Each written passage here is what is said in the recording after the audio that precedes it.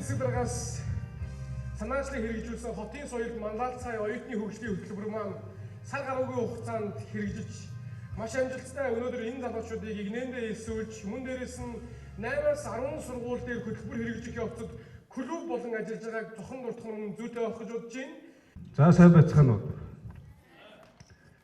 Энэ сайхан өдөр та бүхэнтэйгээ уулзж байгаадаа баяртай байна.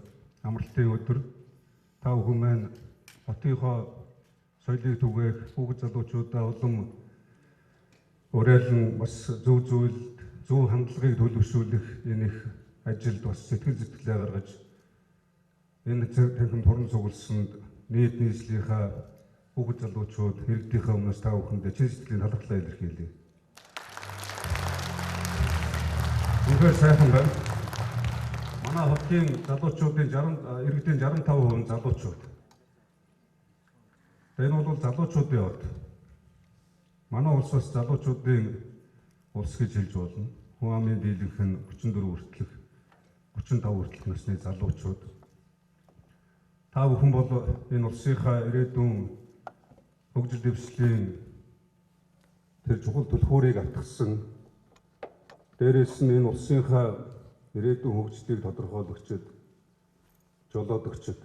Тийм учраас бас хүүхэд залуучуудаа шаардлагатай дэмжлэг тусцааг нь үзүүлж өнөөдөр байхгүй байж болох бүхий л боломжуудыг бид хамтдаа эрэлхийлж бие биендээ бас итгэл үнэмшил зорилго тэмүүллийг илүү нээж өгөх ёстой гэж бодож байна. Тэгээд тэр чадвартай байж бид зорилготой хүрэх. Гэхдээ тэрний дунд нэг асуудал бий. Тэр нь юу вэ? Итгэл үнэмшил гэж байна. Итгэл үнэмшилтэй хүн зорилготой байдаг. Зорилготой хүн бол амжилттай явдаг. Тэр хоёрын дунд бас нэг зүйл бий гэж. Тэр нь хүн хоорондын харилцаа. Бие биенийг ойлгох чадвар, илүү дутуугаа нөхөх тийм сэтгэл, хамтраа зүтгэх итгэл үнэмшил гэж байх хэрэгтэй. Энэ бүхэн бол аливаа улс орны айл өрхийн аж ахуйн нэгж байгууллагын амжилтын үндэс байдаг.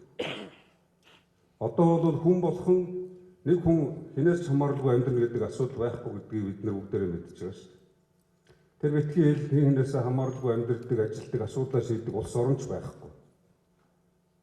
Манай улсын хувьд аваад үз. Хоёр том гүрний дунд дэлхийн 7 тэрбум гаруй хүн амын 25-6% нь буюу бараг одоо тэр 700-800 сая хүн ам зах зээл дотор бид оршин тогтнож байгаа. Энэ бол бидний давуу тал. Гэхдээ бас бидний сул тал. Бид ухаантай, бодлоготой, бусдад хүнд итгэлтэй гадаад дотоод харилцааг их зөв авчирч чадах юм бол энэ бидний давуу тал. Та бүхэн одоо оюутан залуучууд бүгд зорилгоо тодорхойлсон байна.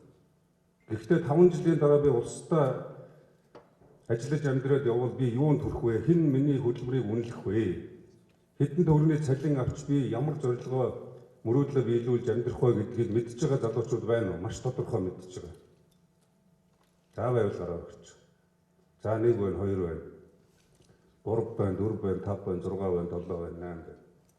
Сайн байна, баярлалаа. Тэгвэл ихэнх нь яг энэ дотор сууж байгаа хүмүүсийн 95% нь үгүйсгдэг байж магадгүй.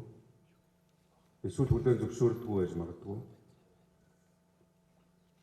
Тэгвэл битгий зогс дүүнэрэ гэж хэлмээр байна та бүхэнд. Зөвхөн урагшаа тийм үл. Хэнч таныг та бүгдийг чамайг үгүйсгэж болно. Энэ улсын 95% нь үгүйсгдэг байсан ч чамд итгэл үнэмшил гэж байгаад тэр зорилго чинь үнэн болоод амжилтанд хүрэх нэг өдөр бий. Тэр бол бидний нэгдмэл тийм зүйлээр тогтох ёстой гэж бодож байна. Тэр бид яагаад энд ингэж суулж байгаа нөхөр саяны хэлдгээр олон залуучууд өнөөдөр энэ байгаа 200 гаруй залуучуудаас 8 оюутан залуучууд маань зорилгоо тодорхойлсон гэдэг.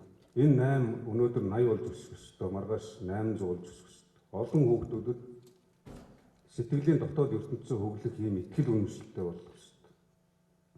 Тэгж байж бид улс маань сайхан хөгжинэ. Маш олон зүйлүүдийг бид өөрөөсөө эхлүүлж, өөрөөсөө өөрчлөх ийм боломжтой. Тэгээд маш олон зүйлүүд бол бас хүний амьдралыг өөрчлөх юм хүчин зүйл болдог. Тэрний цаана хэн байдаг вэ гэхээр бид өөрсдөө байдаг. Та бүхэн хэн нэгэн хүний ард тусах гэрлийн бүүдгэр тусгал байхгүй төлөө зүтгэж байгаа залуучууд гэж бодож байгаа. Өөрөө өөрсдөө гэрэлтэх, өөрөө өөрсдөө гялцах, өөрөө өөрсдөө амжилт бүтээлийг манлайлагчд байхыг зорж байгаа гэж бодож байгаа. Та бүхэндээ бүгд нь амжилт хүсье. Баярлалаа. Ингээд анагаахын шийдэх ухааны үндэсний их сургуулийн оюунлаг хамт олныг та бүхнийг тайлбарлаж байна. Тэгээд дараагийн шагналыг нийслэлийн гэр бүл өгсөлчдийн хөгжлийн газрын дарга мандуул мөн нийслэлийн цэцэг даргын хамгийн газрын номын